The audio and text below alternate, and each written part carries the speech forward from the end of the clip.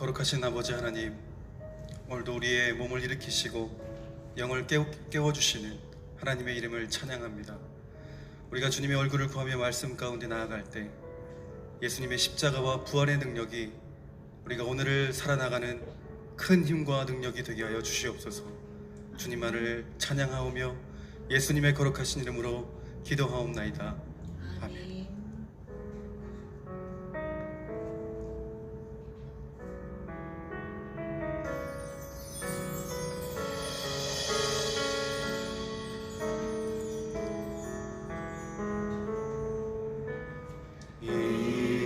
이곳에 생명샘 솟아나 눈물 고작 지나갈 때에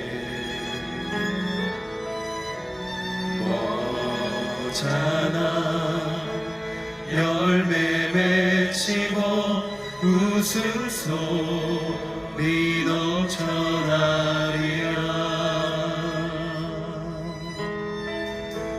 이곳에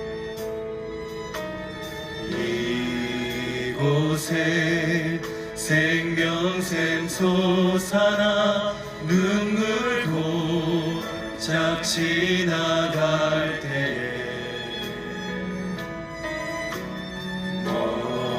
오잖아 열매 맺히고 웃음소리 넘쳐나리라.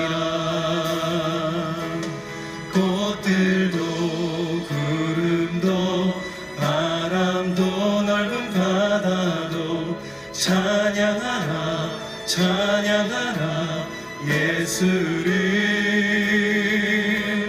하늘을 울리며 노래해 나의 영혼아. 은혜의 주 은혜의 주 은혜의 주. 그날에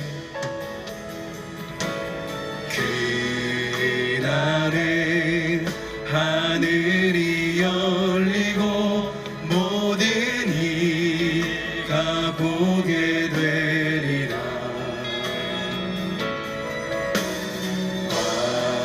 마침내 꽃들이 피고 영광의 주가 오시리라. 꽃들도 구름도 바람도 넓은 바다도 찬양하라 찬양하라 예수를. 하늘을 울리며 노래해 나의 영혼아. 은혜의 주 은혜의 주.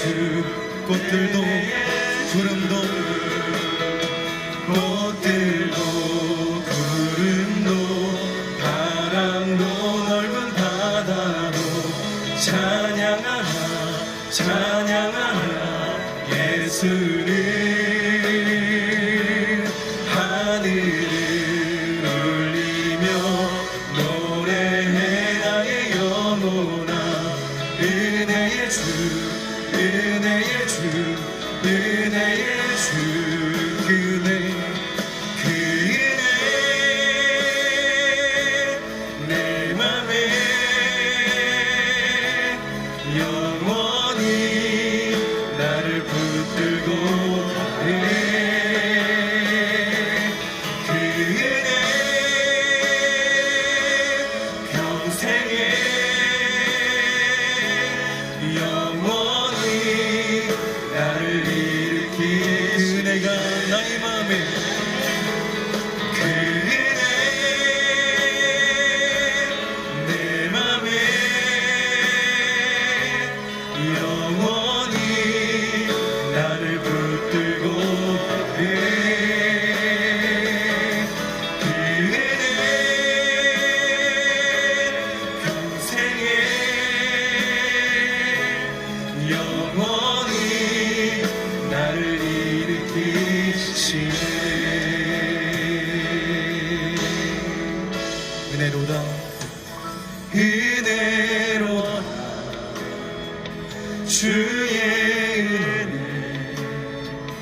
날 살리시는 주님의 그 은혜로 주의 은혜 날 살리시는 주님의 그 은혜 내 맘에 영원히 나를 붙들고 그 은혜 평생에 영원히 나를 일으키시네.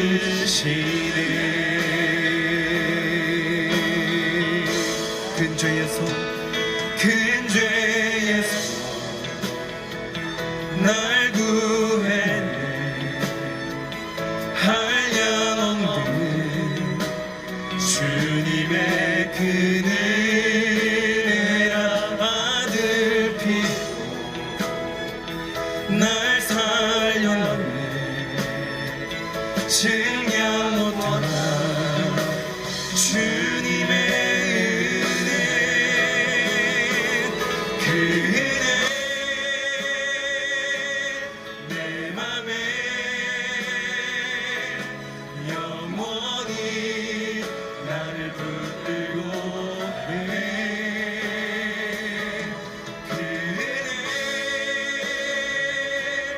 평생에 영원히. 믿음에 대한 오해가 너무나 많기 때문에 우리가 믿음을 가졌다고 하지만 믿음의 결과에 이르지 못하고 때로는 실망하고 때로는 혼돈스럽고 때로는 갈등할 때가 많습니다. 난 이게 믿음인 줄 알았는데 정말 최선을 다했는데 나중에 뚜껑을 열어보니까 아무것도 없단 말이죠. 그 이유가 무엇일까? 제가 여기서 발견한 것은 믿음에 대한 깊은 오해가 있었다는 것입니다. 이 오해를 풀어야만 우리의 신앙생활에 놀라운 진리 가운데로 이르게 되는 것입니다. 믿음이란 무엇인가? 전적으로 하나님의 은혜의 선물이라는 것이죠. 믿음은 내가 노력해서 만들어진 것이 아니에요. 여기서부터 오해를 풀어야 됩니다. 대부분의 많은 사람들은 은혜는 하나님이 주시는 거고 믿음은 내가 갖는 것이기 때문에 내가 믿기 때문에 우리는 인간적으로 자꾸 믿음을 가지려고 애를 쓴단 말이죠.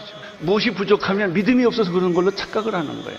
내가 새벽 기도를 안 나가서, 내가 주의를 안 지켜서, 내가 봉사를 안 해서, 내가 전도를 안 해서 내가 믿음이 없나 보다 이렇게 생각을 해요. 이건 오해입니다.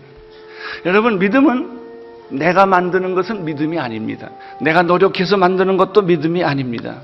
믿음은 하나님의 은혜입니다. 믿음은 하나님이 주시는 거예요.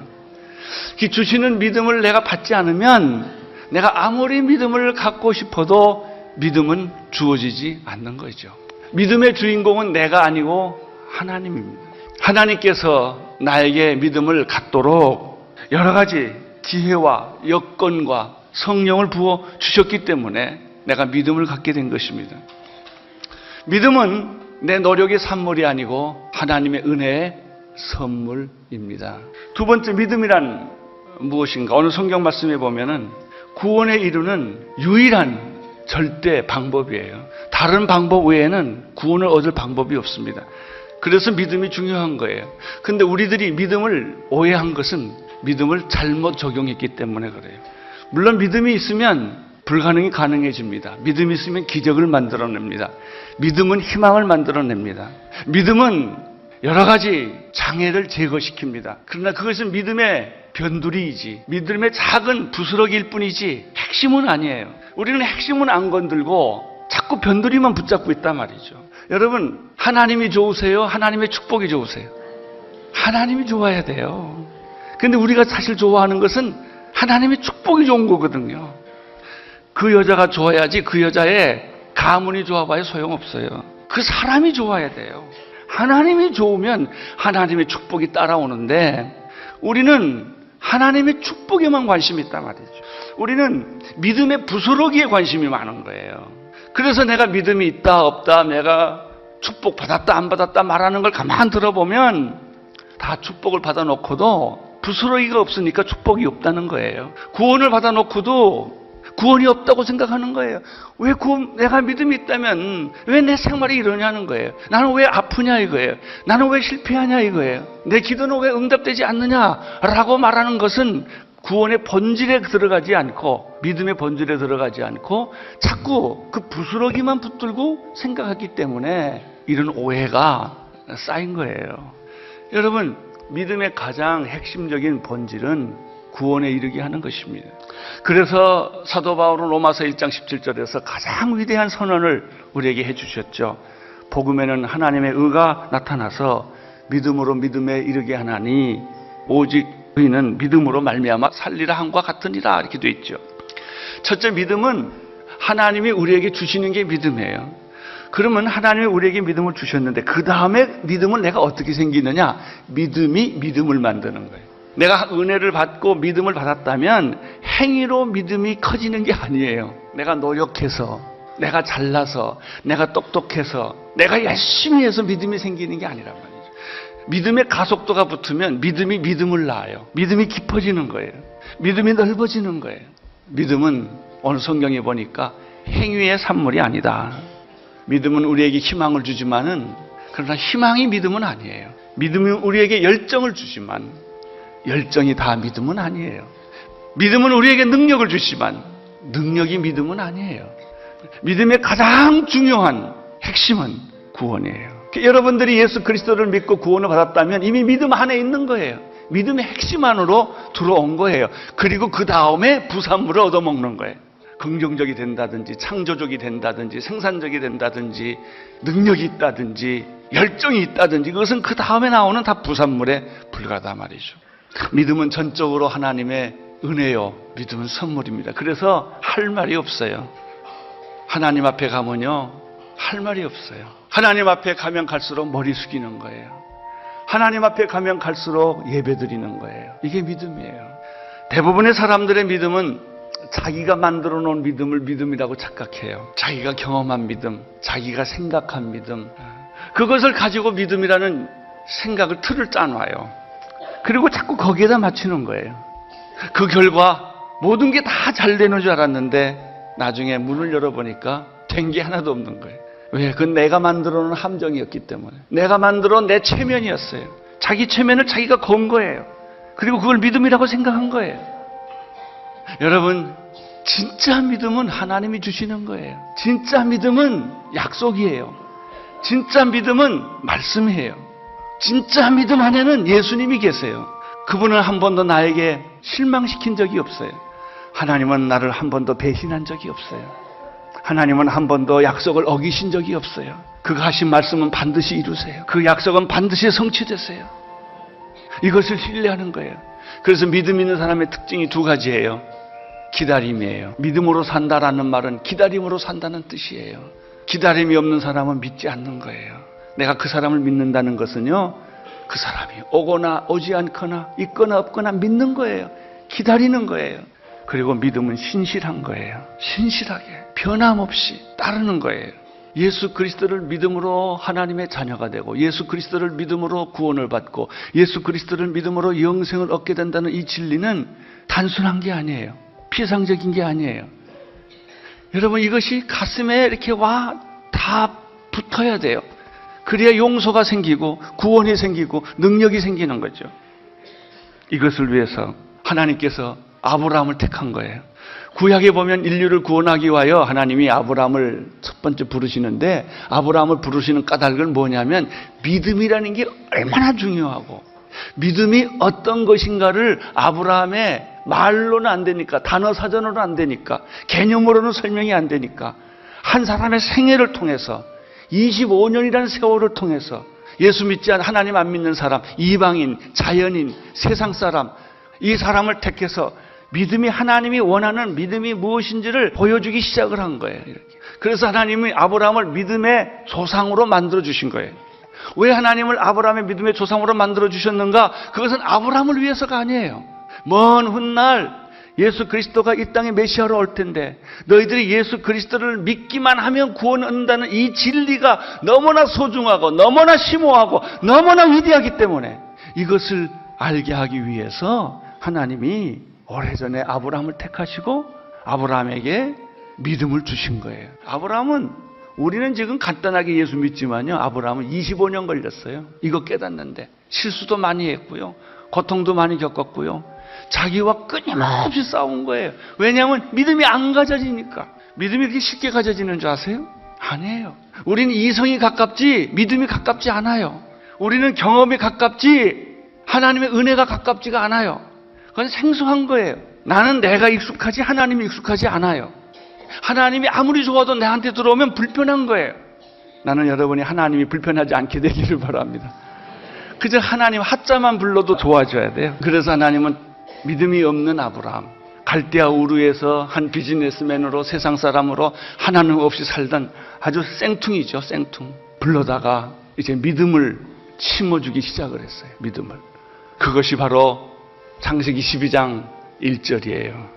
창세기를 여러분들이 다른 관점에서 보면 핵심을 잃어버려요. 믿음의 관점에서 아브라함을 봐야, 언약과 믿음의 관점에서 봐야 아브라함이 보입니다. 그러면 아브라함은 하나님이 어떻게 믿음을 훈련시켰는가? 이것은 마치 여러분을 훈련시키는 하나님하고 똑같으세요.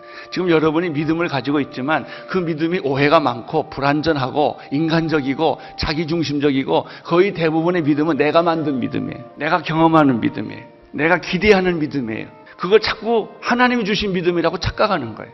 그래서 가능하면 내가 만든 믿음을, 그 거품을 자꾸 빼는 거예요. 이것도 아니고 이것도 아니고 이것도 아니고 이것도 아니고, 그러면 나중에 남는 게 하나도 없어요. 그럼 당황해요.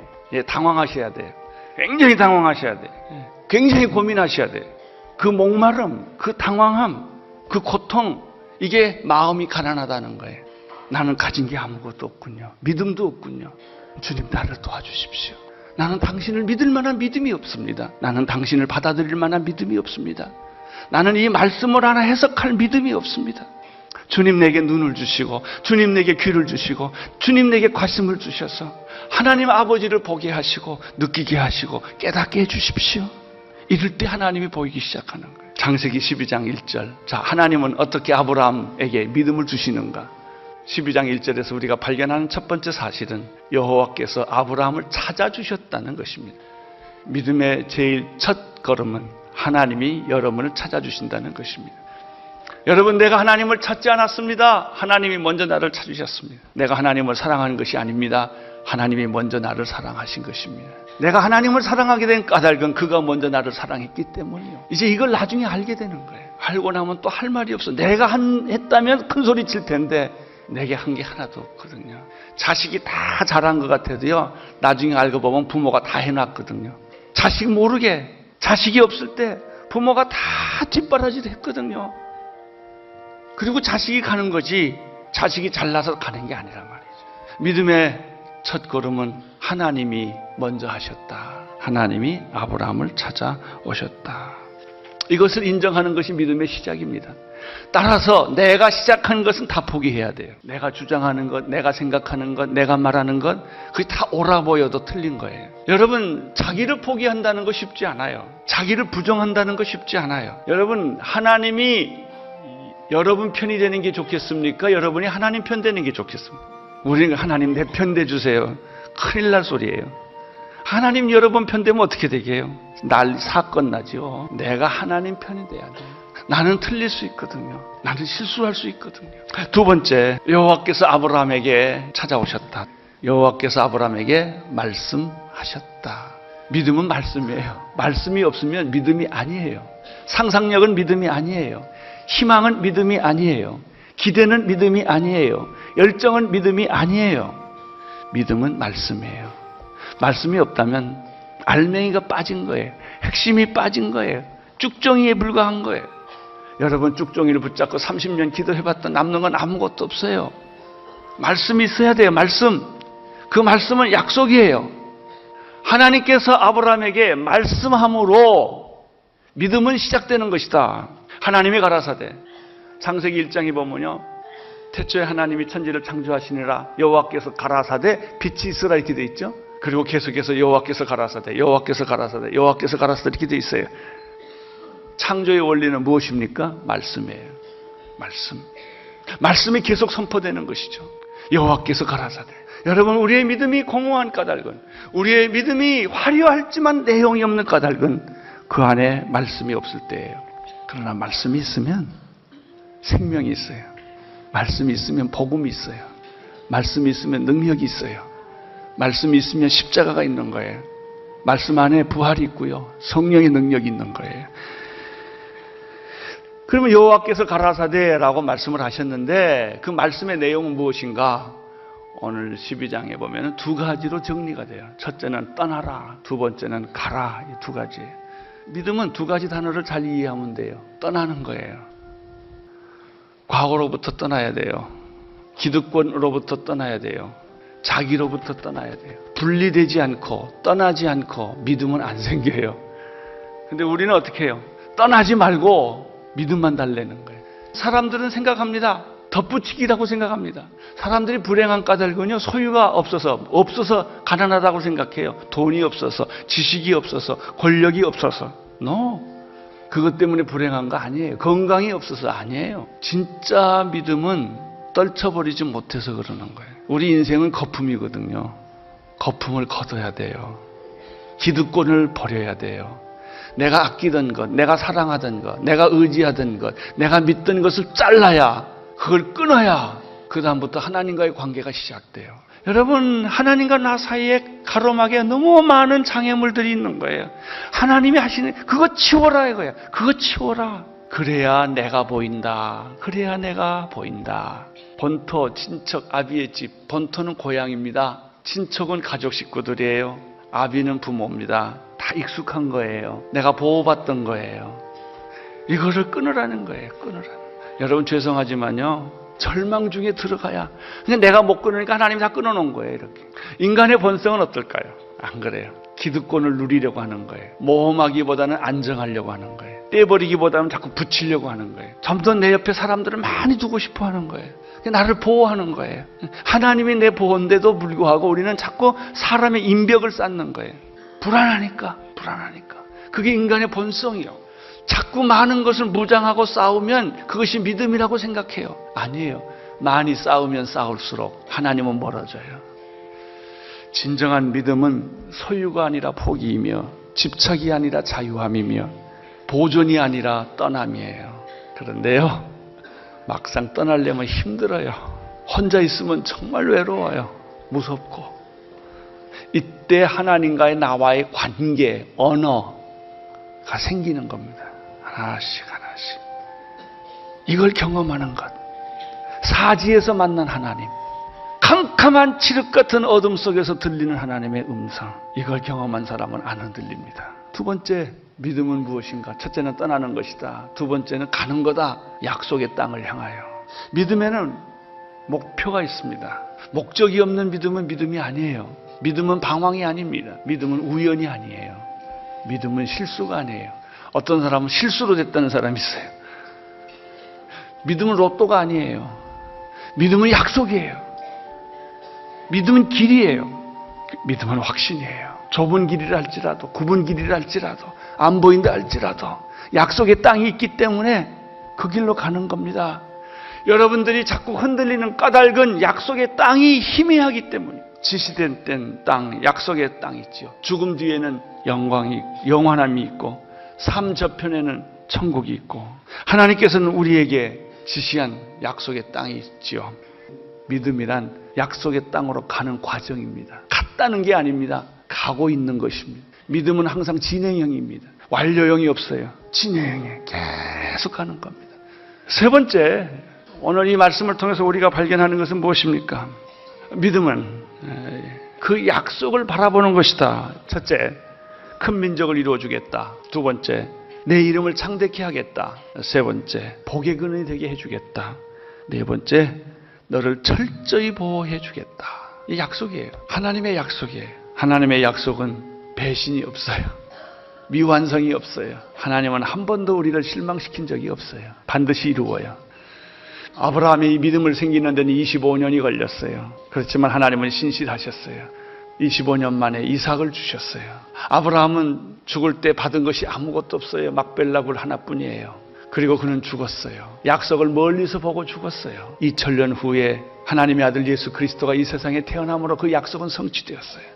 여러분 걱정하지 마세요. 살아생전에 약속이 다 오는 거 아니에요. 내 눈으로 보고 내 손으로 만지고 죽겠다 하지 마세요. 우리는 약속을 멀리서 보고 죽는 거예요. 희망을 멀리서 보고 죽는 거예요. 그게 약속이에요. 우리는 천국을 그리면서 죽는 거예요. 이게 믿음이에요. 따라서 믿음에는 실패도 있을 수 있고 병든 것도 있을 수 있고 우리가 원하지 않는 일들이 많이 있을 수 있어요.